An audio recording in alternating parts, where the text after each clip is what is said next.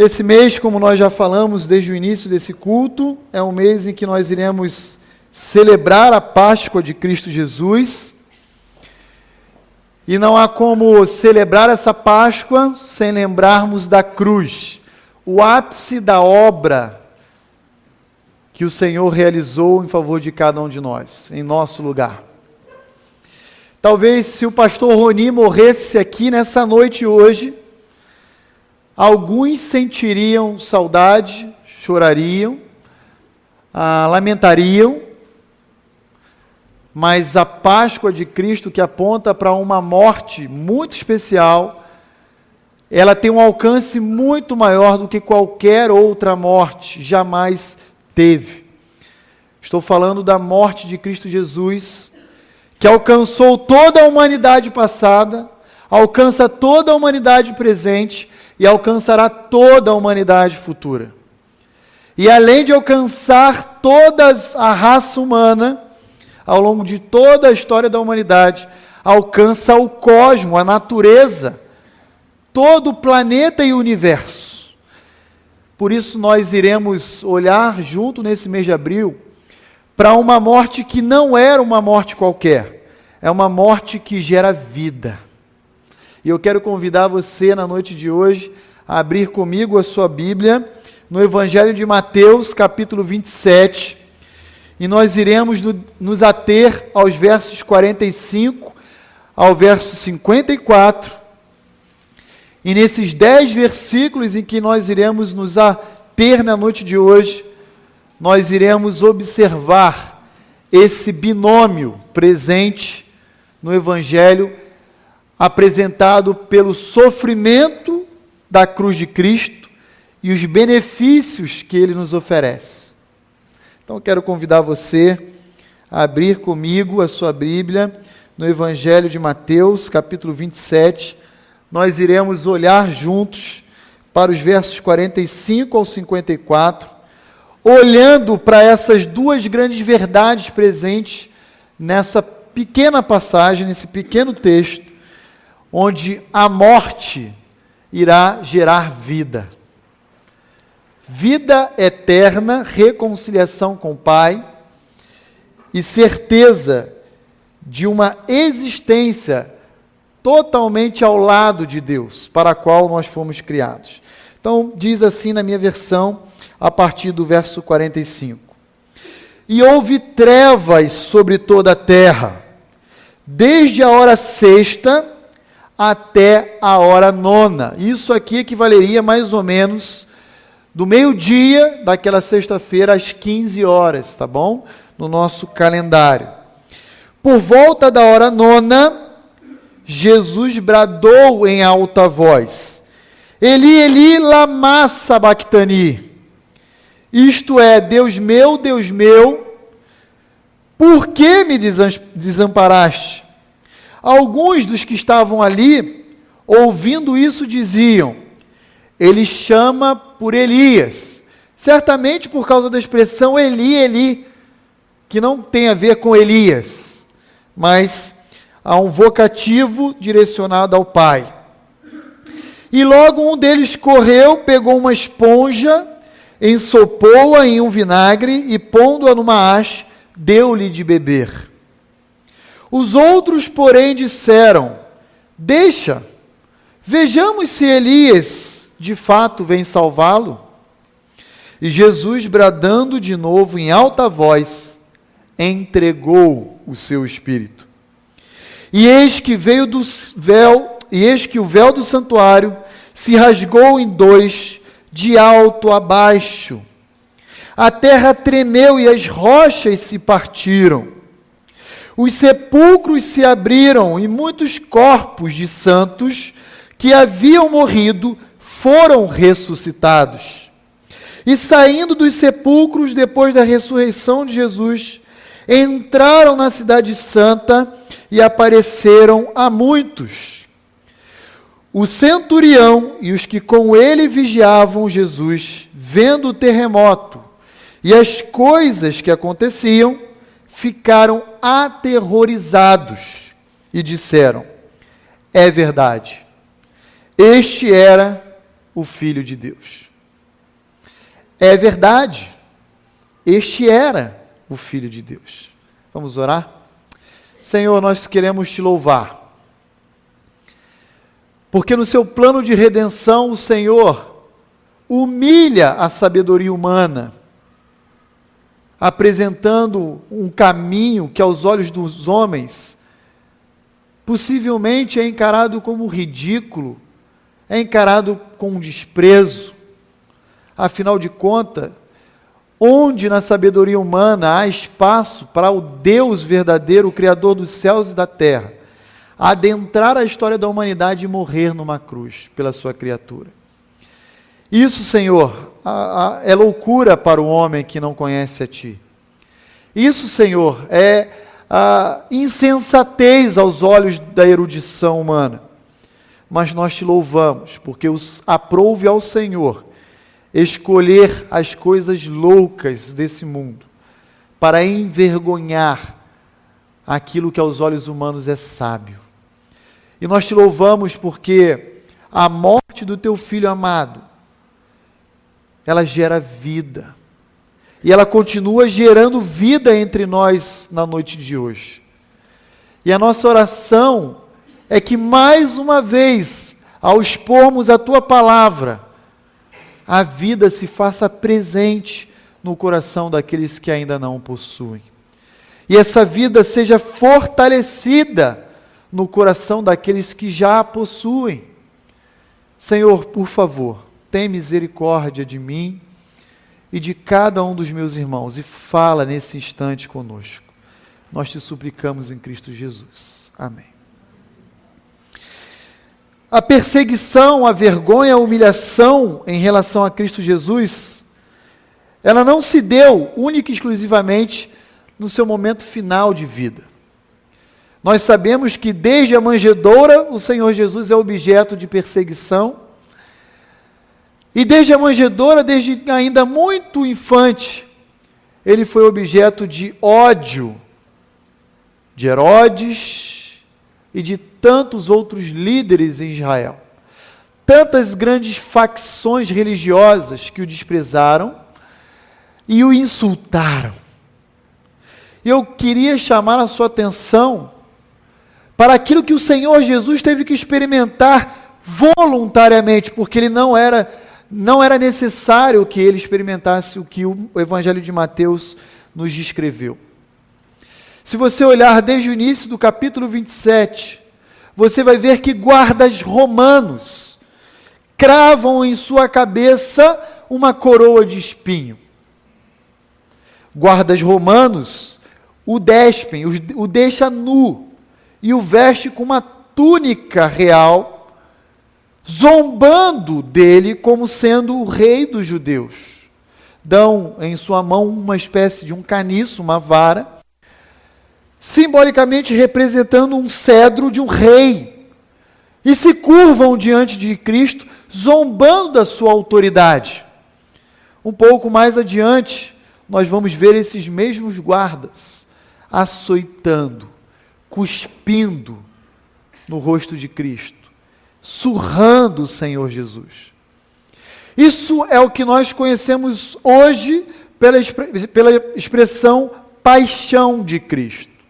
Foram esses momentos finais, mas que não foram exclusivos das últimas horas de Jesus. Ao longo do seu ministério, Jesus experimentou, sim, muita humilhação, muita vergonha, muita dor física, abandono, até que culminou, portanto, na sua morte, e essa é a morte de cruz. Cristo foi objeto de escárnio e de zombaria, não apenas dos romanos gentios, mas no Evangelho de Mateus, um pouco antes da passagem que lemos, nós vamos perceber que os próprios judeus, aqueles que se diziam parte do povo exclusivo de Deus, também deram as costas a ele. Aqueles homens e mulheres diziam: ele não é aquele que veio purificar o templo, lá em João 2, que você pode olhar, e disse para nós que reconstruiria o templo em 3 dias. E nós, durante décadas, estamos restaurando o templo de Herodes. e nós não temos ainda concluído, e ele veio até nós zombando de nós, dizendo que em 3 dias ele então reconstruiria o verdadeiro templo e santuário de adoração a Deus. Agora eu quero ver, deixa que Elias vá salvá-lo, deixa que Deus vá tirá-lo dessa cruz. O próprio povo de Deus não o reconheceu como sendo filho de Deus. E ainda hoje há muitos que sabem quem Jesus é, sabem o que Cristo fez por cada um de nós, e ainda assim o negligencia, o despreza e não o reconhece. Esse foi o caso, por exemplo, daqueles jovens a caminho de Emaús, que Lucas capítulo 24, você deve lembrar bem dessa passagem, experimenta. Aqueles jovens, depois da morte, da crucificação de Cristo, voltam até a sua residência em Emaús, e tristes, abatidos, encontram de repente com alguém. E esse alguém era simplesmente aquele a quem eles amavam, e eles não o reconhecem. Até que depois de horas de viagem, de caminhada, no findar daquele dia, eles falam: fique conosco, não vá adiante, viajante, passe a noite conosco, tome refeições conosco. E aí, de repente, Cristo, assentado à mesa, partindo do pão, eles percebem que há algo diferente. E de repente, Cristo desaparece da presença daqueles jovens. E eles se dão conta que de fato era Jesus ressurreto. E ao mesmo tempo eles dizem: não era assim diferente quando estávamos com Ele? Não ardia o nosso coração quando nós conversávamos sobre o Cristo com Ele? E eles voltam novamente, correndo a Jerusalém, para compartilhar com os apóstolos daquilo que eles haviam encontrado. Mas o Senhor Jesus experimentou dor física, dor moral, foi humilhado, envergonhado publicamente. Aquilo que hoje você diria por assédio. Hoje muitos cristãos diriam: eu vou processar, vou procurar o Nilson, nosso advogado. E Jesus diz: eu abro mão dos meus direitos por amor. A obra que eu tenho para concluir na cruz do Calvário em favor de cada um dos meus filhos. Ao ponto de Jesus então ser, além de zombado por romanos gentios, além de desprezado por judeus que era parte do povo de Deus, Cristo agora ele é abandonado pelo próprio Pai. E na cruz do Calvário nós vemos Jesus dizendo: Eli, Eli, lama sabachthani. Deus meu, por que tu me desamparaste? Naquele instante, se cumpria a profecia de Isaías, que dizia que Deus fizera recair nele, em Cristo Jesus, a iniquidade de cada um de nós. Naquele momento, Cristo está sendo ferido pelas nossas transgressões e moído pelas nossas iniquidades. Esse é o momento auge do ministério de Cristo Jesus, em que ele é feito pecado por cada um de nós.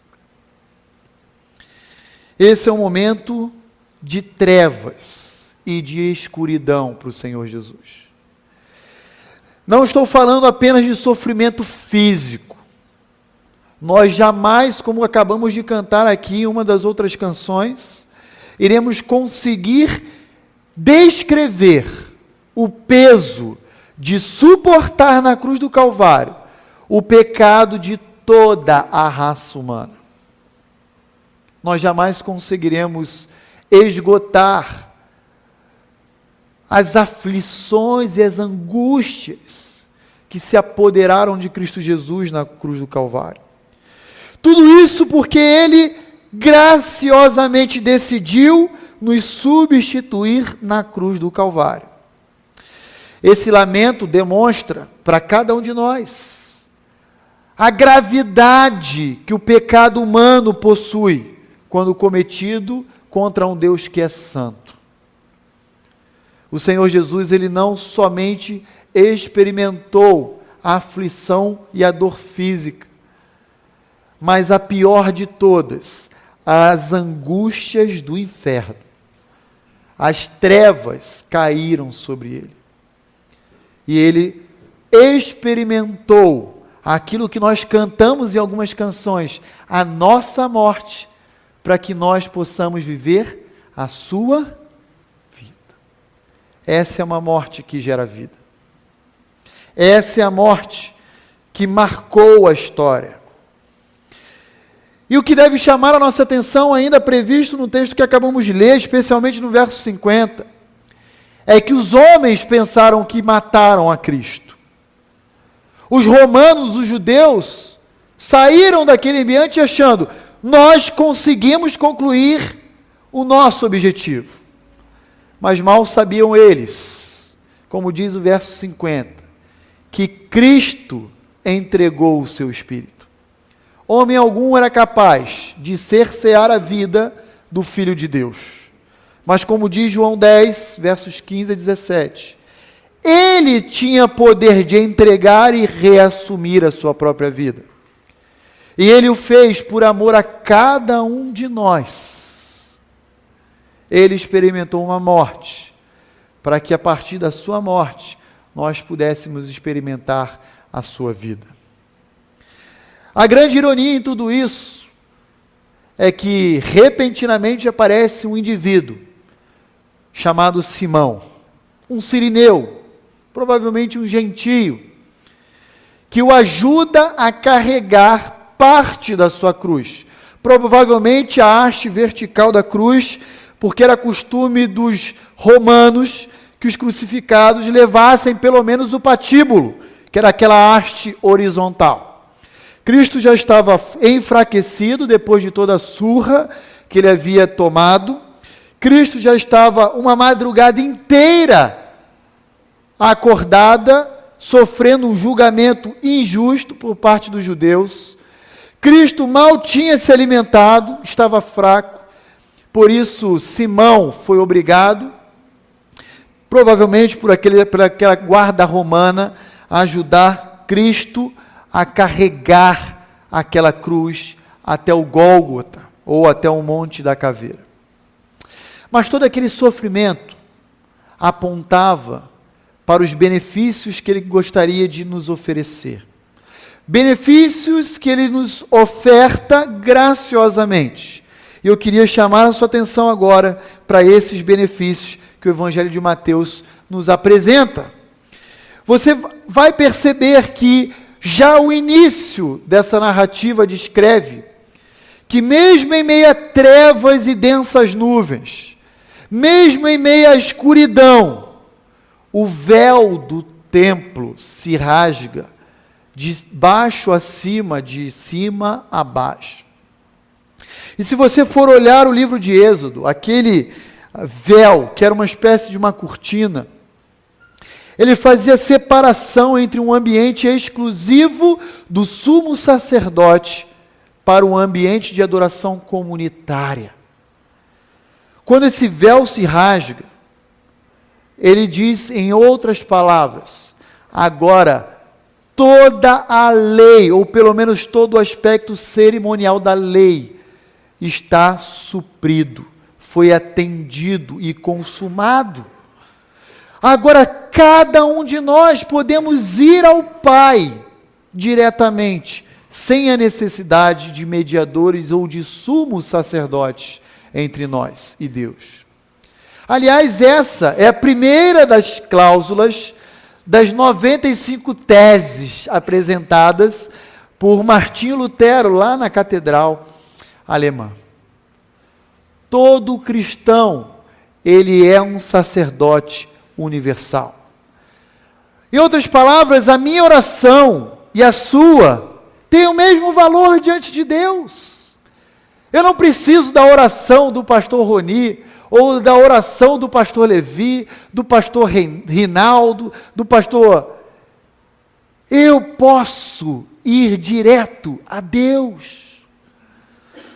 porque Ele me deu agora livre acesso ao Pai. Aquilo que nos impedia de irmos até o Pai foi retirado da nossa frente como um obstáculo. É fácil nós olharmos que o caminho para o Santo dos Santos agora está de livre acesso a cada um de nós.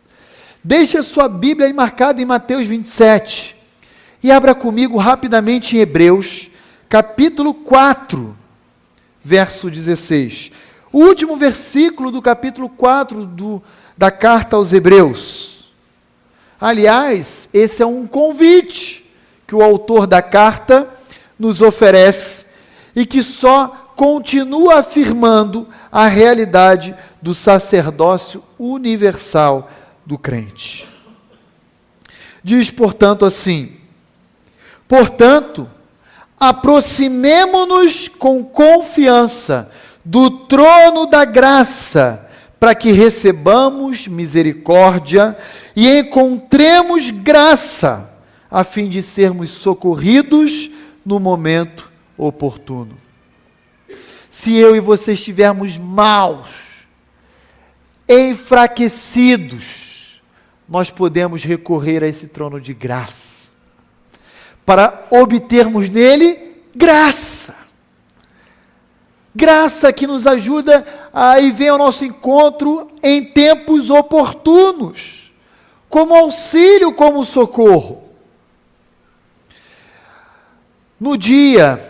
Havia um dia judaico chamado Dia da Expiação.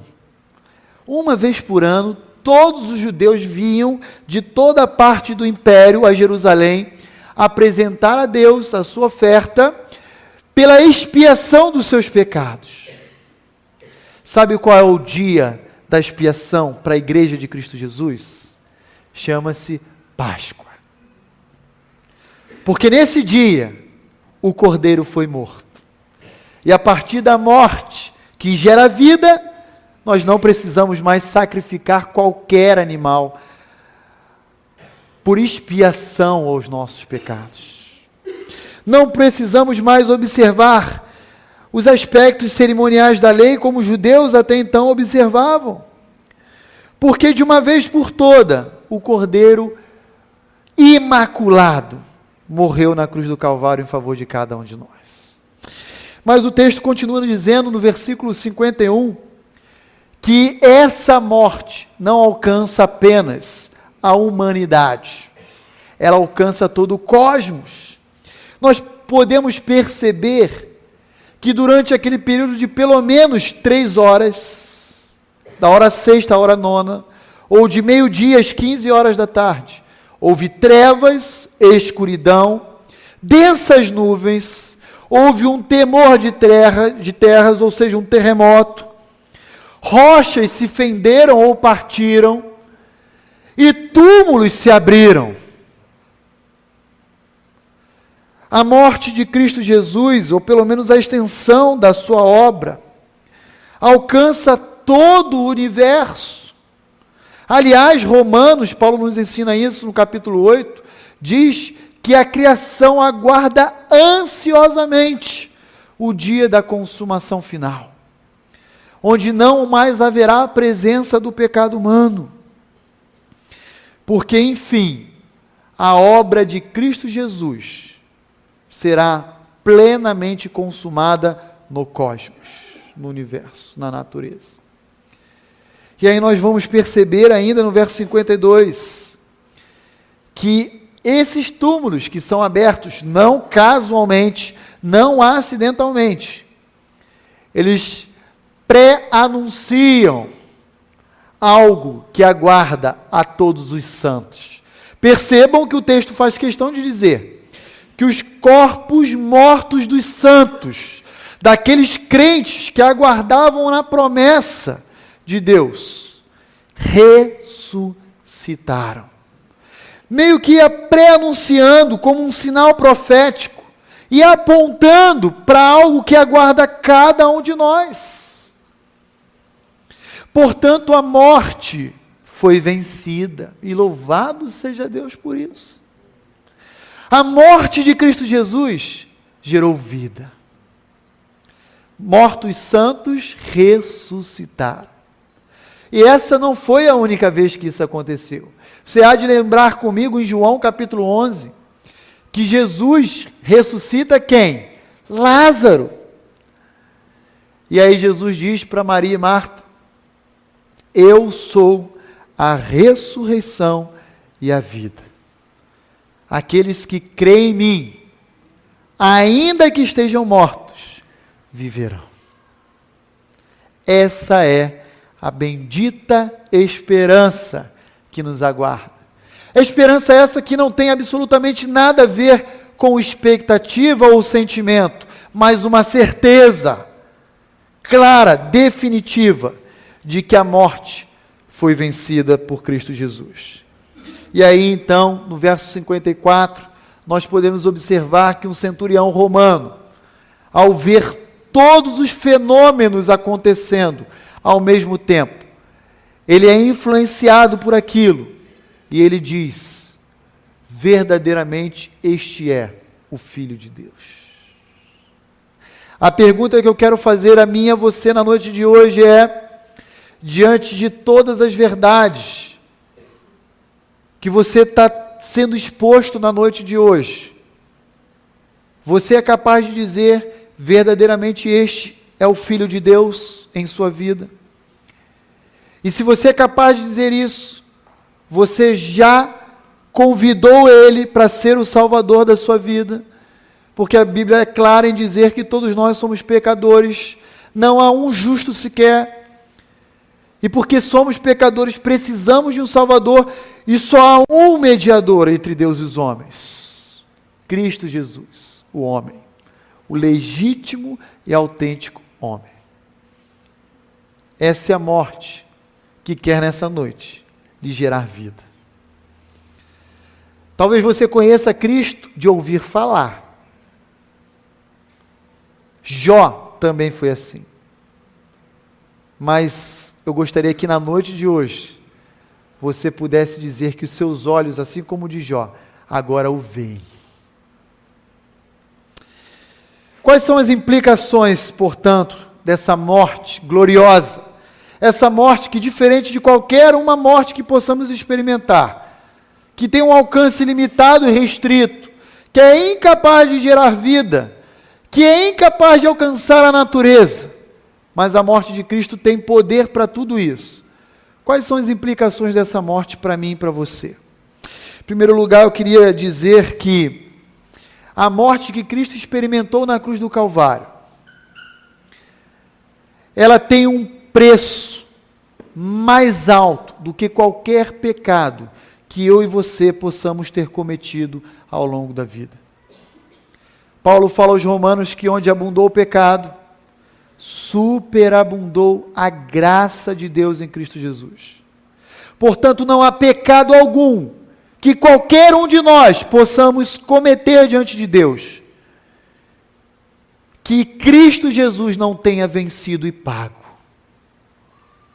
Talvez você tenha entrado aqui na noite de hoje com um sentimento de culpa, com um peso carregando seu coração de forma pesarosa, achando que para você não há solução, que não há reparação pelos danos causados. Eu quero dizer que em Cristo Jesus há solução. Não há preço que não tenha sido pago por Ele na cruz do Calvário. Mas eu queria ir mais além e dizer que essa crucificação que Cristo experimentou, ela não é casual ou acidental. Ela aponta para o amor que Deus possui pela sua criação e pela sua criatura. Afinal de contas, Deus prova seu amor para conosco. De que maneira? Só verbalizando? Não. Enviando o seu Filho amado, Jesus Cristo, o seu Filho unigênito. Talvez se em algum momento da sua vida você estiver experimentando momentos de dificuldade, dor, sofrimento, e você seja levado e traído pelo seu coração a pensar que Deus não o ama, lembre, em Cristo Jesus não há prova maior do amor que Ele tem para comigo e para com você.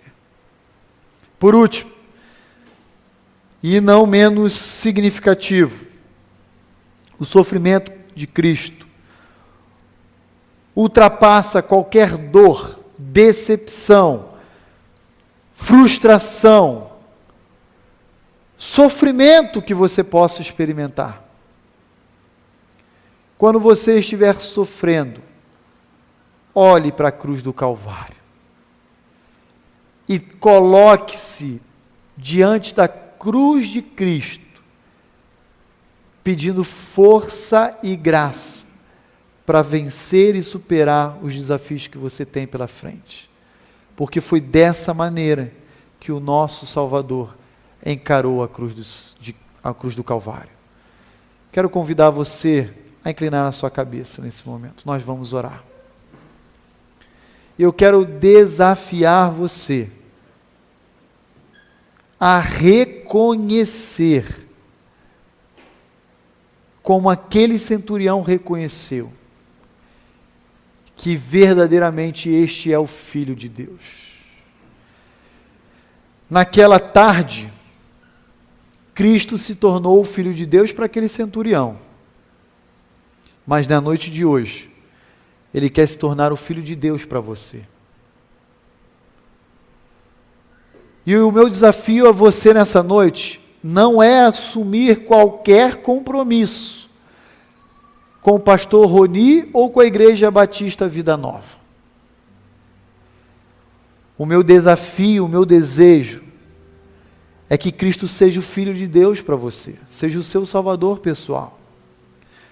O pastor Roni ou a Igreja Batista Vida Nova jamais vai poder morrer na cruz do Calvário por você.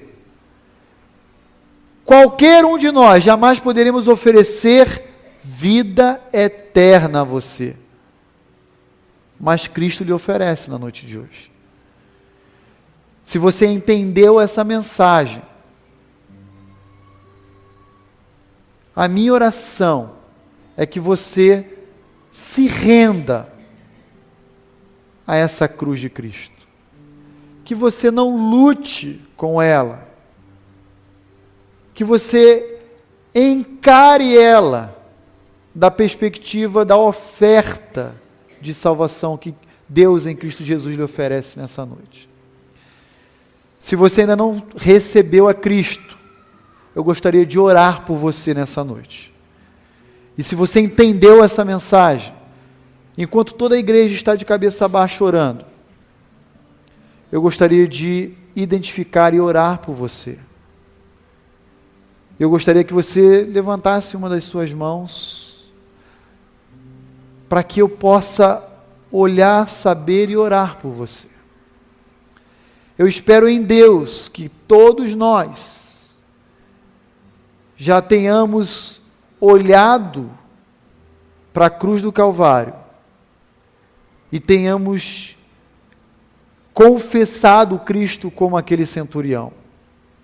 Mas se você ainda não fez isso, faça isso o quanto antes. Essa é a minha oração.